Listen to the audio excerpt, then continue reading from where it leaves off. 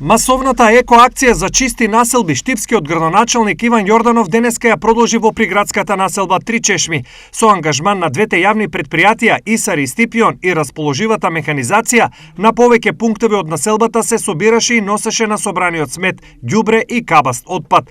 Но акцијата го вклучуваше и овој сегмент. За чистење на улиците, пробивање на улиците, уредување на спортските и детски игралишта. Од текот на вчерашниот ден започнавме исто така и со промена на уличното осветлување.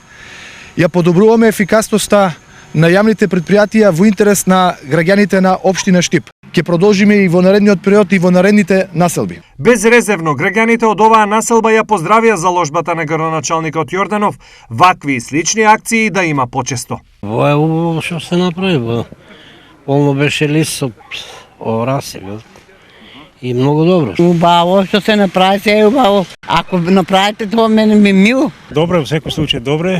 Треба почесто такви акции, да не се дозволи да дојде до натрпување ѓубре, па потоа да се реагира. Од странета е и дивата депонија, што со години наред беше една од главните комунални главоболки на жителите од Три Чешми.